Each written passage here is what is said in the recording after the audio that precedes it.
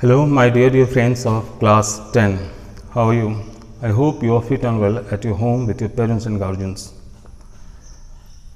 पिछली कक्षा में हमने ऑक्सिलियरीज के बारे में पढ़ा था और साथ ही साथ आपको उसमें बताया गया था कि ऑक्सिलियरीज दो प्रकार के होते हैं, एक प्राइमरी ऑक्सिलियरीज और दूसरा मॉडल ऑक्सिलियरीज। इन्हें आप ऑक्सिलियरीज कहें या ऑक्सिलियरी वर्ब्स कहें या फिर हेल्पिंग वर्ब्स भी आप कह सकते हैं। तो आपको प्राइमरी ऑक्सिलियरीज के बारे में आपको टीच किया गया, एक्सप्लेन किया गया था लास्ट क्लास में, प्रीवियस क्लास में, और बताया गया था कि प्राइमरी ऑक्सिलियरीज मुख्यतः तीन हैं, बी के फॉर्म्स, डू के फॉर्म्स और हैव के फॉर्म्स। बी के फॉर्म्स में आपके हैं इज, एम, आर, वॉज और वर। डू के फॉर्म्स में डू, डज, डिड और हैव के फॉर्म्स में हैव, हैज, हैड। तो आज हम प्राइमरी ऑक्सिलियरीज में हम बी के फॉर्म्स के कार्य जानने जा रहे हैं। So today we are going to learn the use of forms of be. Be means होना। जिस प्रकार से हिंदी में होना से विविध क्रियाएं बनती हैं, जैसे है, हैं, हूं, हो, था, थे, थी, इतनी हैं। उसी प्रकार से बी के अलग अलग रूप हैं। रूप जो है आपको बता दिए गए हैं, इज, एम, आर, वॉज और वर। इज मीन्स है, एम हूं, आर हैं या हो, वॉज था या थी और वर थे या थी।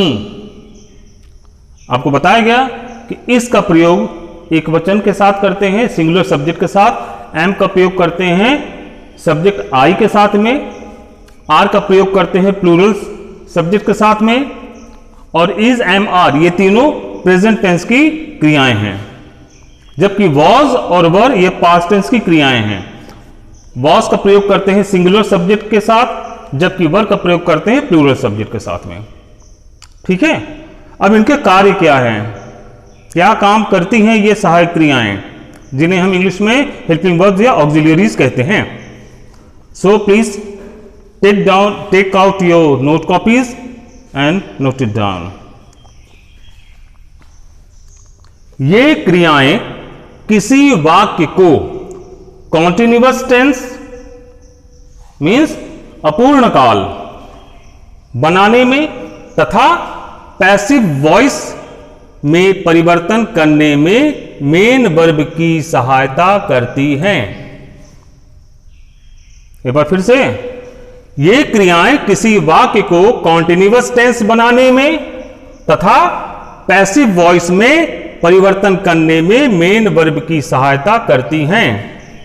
इनका मुख्यतः दो कार्य हैं। एक, किसी वाक्य को कॉन्टिन्यूअस टेंस बनाना, अपूर्ण काल बनाना, और दूसरे, किसी एक्टिव वॉइस को, एक्टिव वॉइस वाले वाक्य को पैसिव वॉइस में चेंज करने में सहायता करना। और दोनों ही रूपों में ये मेन वर्ब की सहायता करती हैं।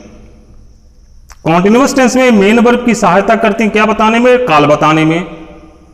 ठीक है ना, अगर इज, एम, आर है तो वो प्रेजेंट टेंस का वाक्य है, मेन वर्ब वो प्रेजेंट टेंस में की गई है। वॉज या वर है तो फिर मेन वर्ब वो पास्ट टेंस में की गई है। मुख्य क्रिया जो है, जो कार्य हुआ वो भूतकाल में हुआ है। चलिए थोड़ा सा एग्जांपल देख लिया जाए इसका। यहां मैंने इसको टैबलो फॉर्म में डाल दिया है, कैटेगराइज कर दिया है, कॉन्टिन्यूअस टेंस और इधर में पैसिव वॉइस। किस प्रकार से कॉन्टिन्यूअस टेंस में ये क्रियाएं काम कर रही हैं और किस प्रकार से पैसिव वॉइस बनाने में क्रियाएं काम कर रही हैं, सहायता कर रही हैं, हेल्प कर रही हैं। कॉन्टिन्यूअस टेंस में आप देखेंगे, Arun is writing a letter. Arun एक पत्र लिख रहा है। ध्यान दीजिएगा, यहां पर इस का प्रयोग किया गया है और इसका प्रयोग कहां हुआ है, आपकी राइटिंग नामक आपकी जो मेन वर्ब है उसके ठीक पहले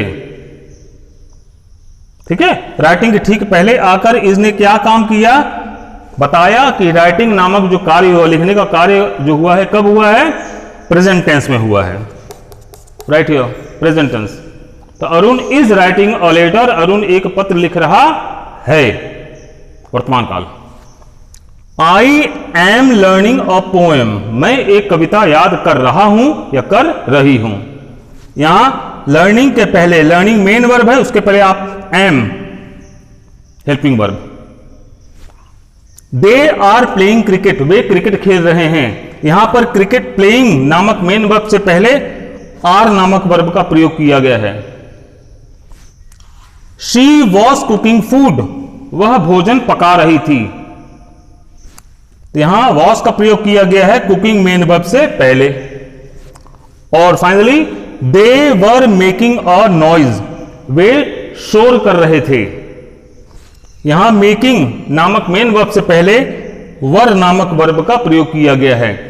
तो इस प्रकार से आप कॉन्टिन्यूअस टेंस वाले एग्जांपल में देखेंगे आपकी जो मेन वर्ब्स हैं, राइटिंग, लर्निंग, प्लेइंग, कुकिंग तथा मेकिंग के ठीक पहले क्रमशः इज, एम, आर, वॉज और वर का प्रयोग किया गया है। इस प्रकार से ये क्रियाएं मेन वर्ब से पहले आती हैं और मेन वर्ब के टेंस को प्रकट करती हैं, और विशेष करके कॉन्टिन्यूअस टेंस बनाने में, ठीक है ना। तो इस तरह से ये मेन वर्ब से पहले आकर मेन वर्ब के टेंस को प्रकट करना, बताना, इस वजह से इन्हें हेल्पिंग वर्ब कहते हैं, ऑक्सिलरी वर्ब्स कहते हैं, छोटे में ऑक्सिलरीज कहते हैं। आइए थोड़ा पैसिव वॉइस में देख लीजिए example. Number 1, an apple is eaten by Ravi. An apple is eaten, एक सेब खाया जाता है, बाय रवि, रवि के द्वारा। यहां पर इज का प्रयोग किया गया है किससे पहले, मेन वर्ब की थर्ड फॉर्म से पहले। आप यहां देखेंगे पैसिव वॉइस में इज, एम, आर के बाद में मेन वर्ब की थर्ड फॉर्म आती है। और कब, सिंपल प्रेजेंट टेंस हो या सिंपल पास्ट टेंस वाले वाक्यों को जब आप पैसिव बनाते हैं तो इज, एम, आर के बाद में मेन वर्ब की थर्ड फॉर्म का प्रयोग करते हैं। वैसे पैसिव में हमेशा थर्ड फॉर्म की क्रिया का प्रयोग किया जाता है। आई एम पनिश्ड, मैं दंडित किया गया हूं, बाय द टीचर, टीचर के द्वारा। यहां पर एम का प्रयोग किया गया है पनिश्ड नामक थर्ड फॉर्म की क्रिया से पहले। Fruits are bought by him, फल उसके द्वारा खरीदे गए हैं। यहां बॉट थर्ड फॉर्म की क्रिया है, उसके ठीक पहले देखिए आर आ गया और पैसिव बन गया, है ना। फूड वॉज कुक्ड बाय हर, उसके द्वारा भोजन पकाया जाता था। फूड वॉज कुक्ड, भोजन पकाया जाता था या भोजन पकाया गया। वॉज बाय हर, उसके द्वारा, भोजन पकाया गया उसके द्वारा, बराबर, उसके द्वारा भोजन पकाया गया। यहां पर वॉज क्रिया का प्रयोग किया गया है कुक्ड नामक थर्ड फॉर्म की मेन वर्ब से पहले। The cows were fed by my mother, the cows were fed, गायों को चारा खिलाया जाता था, गायों को भोजन खिलाया जाता था, बाय माई मदर, मेरी मां के द्वारा, ठीक है। तो यहां पर वर्ब का प्रयोग किया गया है कहां, फेड नामक थर्ड फॉर्म की मुख्य क्रिया से पहले। तो आप यहां देख रहे हैं कि यहां पर ईटेन, पनिश्ड, बॉट, कुक्ड और फेड, ये सारी की सारी थर्ड फॉर्म की मेन वर्ब्स हैं, मेन वर्ब्स की थर्ड फॉर्म है। और पैसिव बनाने के लिए क्या किया गया, इनके ठीक पहले इज या एम या आर का प्रयोग किया गया। आप देख रहे हैं इज, एम, आर, वॉज, वर, ठीक है। आप यहां देख रहे हैं इज, एम, आर, साथ साथ आप यहां वॉज और वर, वॉज, वर पास्ट टेंस की हैं। तो आपने दोनों में अंतर पाया कि यहां पर कॉन्टिन्यूअस टेंस में is, am, are, was, is, am, are, was, were के बाद में ING वाली क्रियाएं आती हैं, जबकि पैसिव वॉइस में is, am, are, was, were के बाद थर्ड फॉर्म की क्रियाएं आती हैं। इस तरह से इज, एम, आर, वॉज और वर जो कि बी के फॉर्म्स कहे जाते हैं, ये वाक्य में मेन वर्ब की सहायता करते हैं। क्या करने में? वाक्य को कॉन्टिन्यूअस टेंस बनाने में और वाक्य को पैसिव वॉइस में बदलने में। अब आपको समझ में आ गया होगा आज का पाठ। यही आशा की जाती है आपसे। घर पर आप स्टडी कीजिए और किसी प्रकार का प्रश्न हो, कोई दिक्कत हो तो बेझिझक पूछ लीजिएगा। Thank you.